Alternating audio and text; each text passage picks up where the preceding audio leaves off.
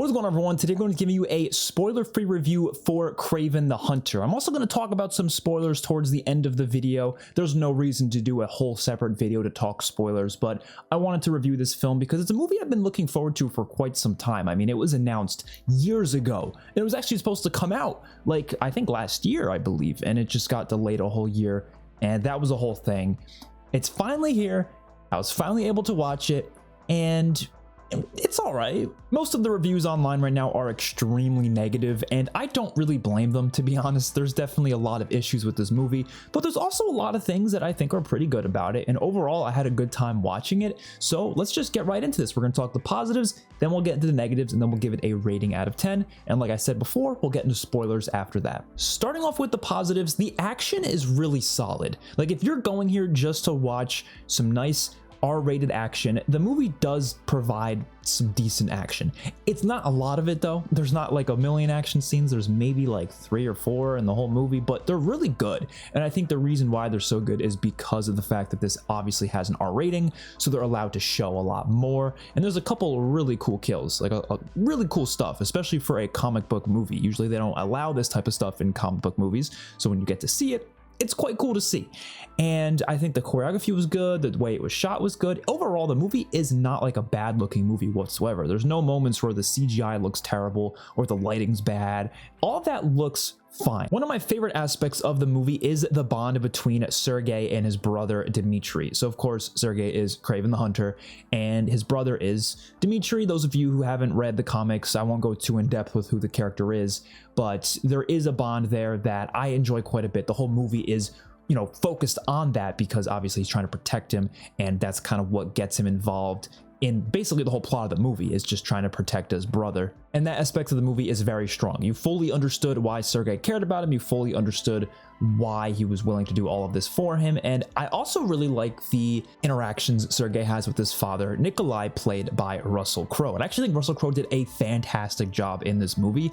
Russell Crowe, I mean, obviously he's a fantastic actor in general, but he does a lot of roles that you just wouldn't expect him to do. Like his role in Thor: Love and Thunder is a great example of that. You just would not expect this man to do a role like that. But this movie, honestly, he does a great job. He's not in a lot of it, but whenever he's in it, I feel like he's probably one of the better performers in this entire movie.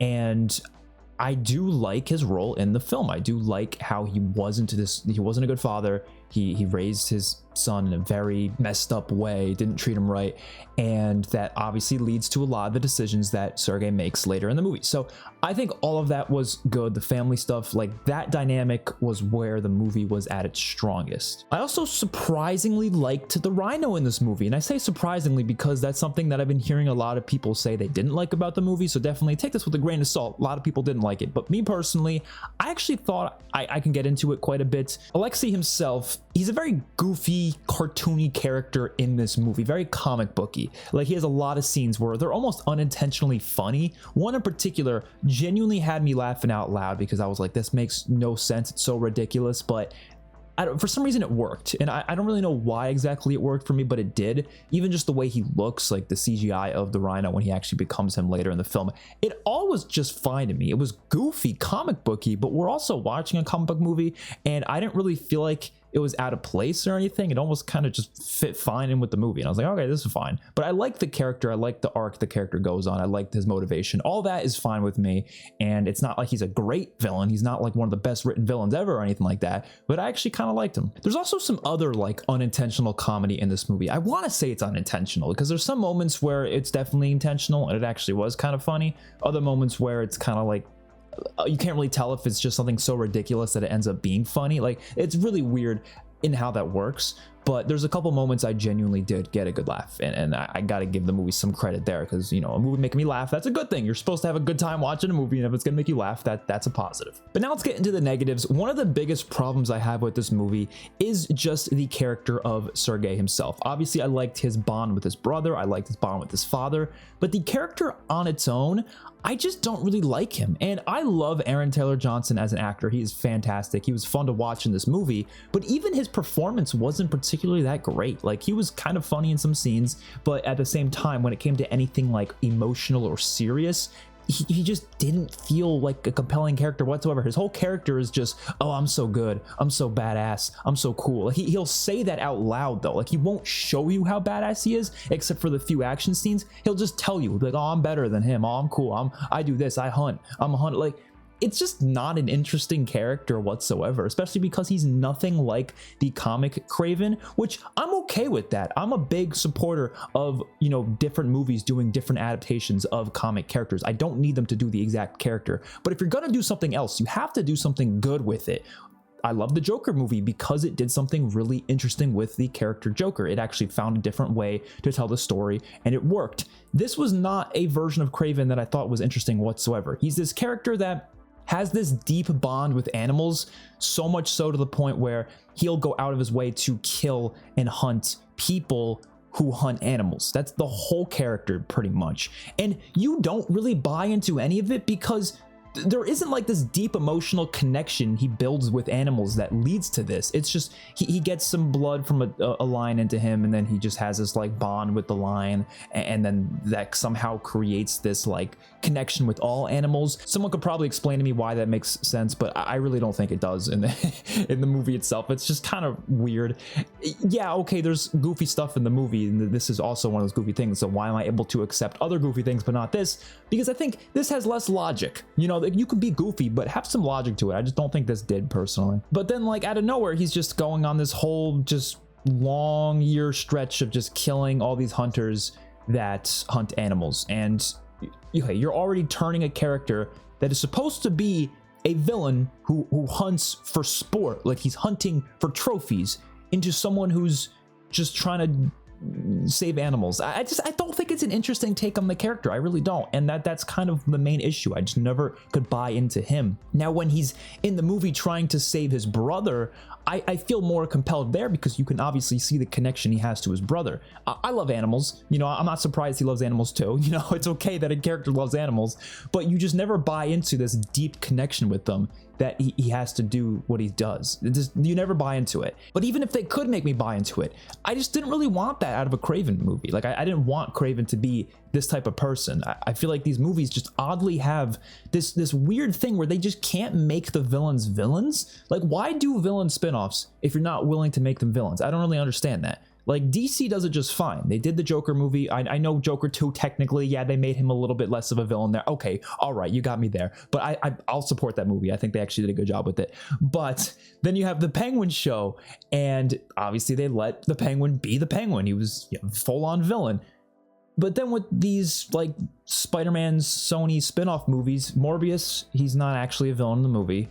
You have the Venom movies. I know Venom's meant to be an anti-hero, but he's not ever even partially a villain in those movies, I feel like, other than biting off, you know, guys' heads, but he's biting off bad guys' heads. So it's not like, I don't know. Yeah, sure, anti-hero is a decent word for it, but I feel like Venom should be a little bit more in between a hero and a villain rather than more leaning towards being a hero. And in those Venom movies, he just feels full on hero in pretty much all the movies.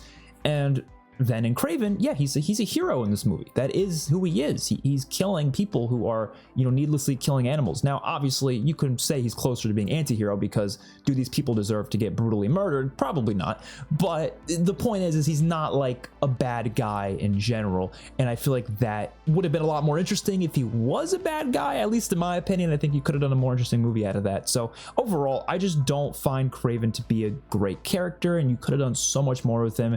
And I don't know. It's just, I think the writing just kind of failed me with that. There's also quite a lot of storylines in this movie that feel so forced in. There's this whole character Calypso, and she has like one role to play in the movie, and then everything else with her is just a complete, like, there's no point. There's no point of this character existing past a certain point in the movie, and she's just there to just kind of be there. I don't know. There's another character. I don't want to say the name of the character because I'm not sure. I don't think this character was in any of the marketing, so I'm not sure if this would be a spoiler or not because it's technically a comic character. But there's another character that's thrown in the movie, and he doesn't really have a place in the movie whatsoever. He's just kind of, again, he's just there. Like, you could take him out and it wouldn't make a single difference in the movie. You can tell this movie was stripped apart and put back together multiple times. because it's really just all over the place when it comes to some of these storylines. And in general, I feel like the pacing was a bit off in the movie because the first act is fully a backstory for Kraven, and it doesn't even have Aaron Taylor Johnson in it. He's in the very beginning of the movie, but then he doesn't come back into the plot till like 30 minutes later, and it's just this big chunk of time where he's just not in it as Kraven, and I felt like it just kind of felt too slow for me. And then once it got to a certain point, I was like, okay, we're back into it now, and I'm enjoying it quite a lot more. And yeah, if you need to tell the backstory, you need to tell the backstory, but I don't particularly think they needed to be honest. Like, most of the backstory could have been summed up in like 5 minutes, and we could have just gone about our day. We didn't really need all of that. They could have found time to build up other things in the story later on. I think that would have worked out better, but that's just not the route they decided to go.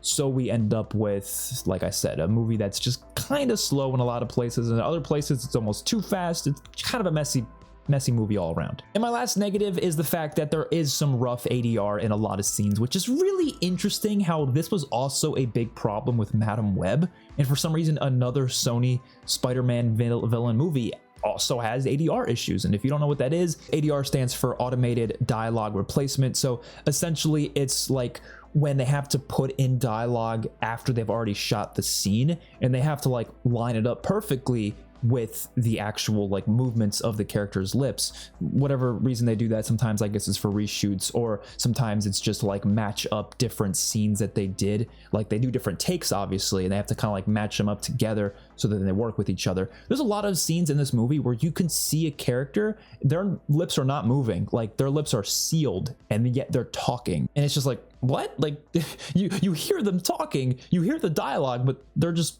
just nothing coming out of their mouths. It's really weird. And then or it'll be like their lips are just kind of like unsynced with the dialogue. I don't understand how that happens. Like, this movie was delayed. How are you allowing this to happen? It takes you out of the moment. It doesn't happen like a lot of times, but it happened enough that I was like, okay, this is definitely a consistent issue with these Sony Spider-Man movies. I don't really get why. Ultimately, despite all of this, I still enjoyed the movie. I still had fun with it. I still had a good time. And that's just how I rate movies. Basically, how my rating system works is half of it is purely the entertainment value, because at the end of the day, that's what you're watching a movie for. I'm not going to sit there, watch a movie, have a great time with it, but because it's just not that well made, I'm going to just give it a really low rating. No, if I had a good time with it, it deserves some credit. It does. It has to. So that's like half of the rating for me. The other half is the actual just like technical aspects of the movie. Is it well written? Is it well shot? Is it well directed? All of that stuff. So this movie in particular, I'm going to give it a 6 out of 10. I think it was definitely an enjoyable time. I definitely think it's worth watching.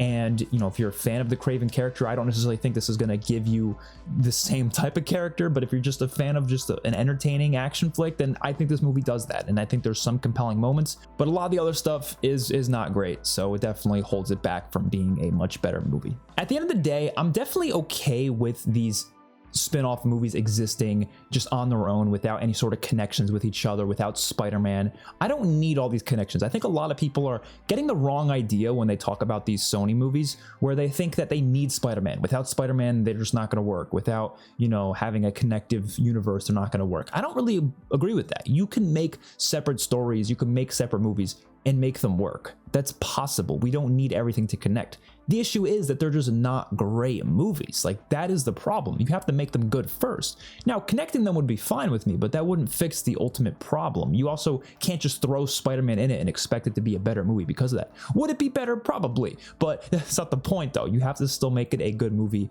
and I just really don't think they've really nailed that with any of the Sony Spider-Man villain movies. The Venom ones are definitely the best. All three of the Venom movies I think are pretty decent, but I think the other ones like Madam Web and Morbius, they were just really, really bad.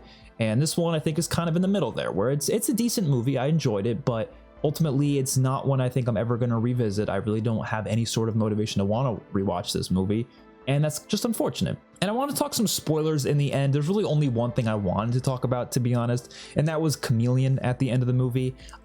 Thought that was kind of cool. Like, that was genuinely a moment where I was like, all right, it doesn't mean anything, it's not going anywhere, but seeing Chameleon in live action, even just for a second, I thought I got a chuckle. I got a nice little like, oh, that's cool. Like, I enjoyed that. But it wasn't just a little Easter egg reference for Spider-Man fans. Yeah, obviously they're not doing anything with it. They're not going to do a sequel to this, so it doesn't mean anything. It's just there. And like I said, I thought it was okay. I also got to mention the one thing that they did in the movie with the spiders. Obviously, that was trying to reference Spider-Man, but it was kind of stupid to me because you're telling me it was supposed to be in a scene that was supposed to represent like his biggest fear. You're telling me this guy's biggest fear is spiders? Like, I don't know. That was just weird. I don't know. Anyone could have a fear of spiders, but like this guy who's like hunting animals and killing people, he's afraid of spiders. I don't know. I just thought it was kind of interesting. It was an interesting choice. But regardless, hopefully you guys enjoyed. Let me know your thoughts in the comment section down below. I will see you on my next one. Peace out.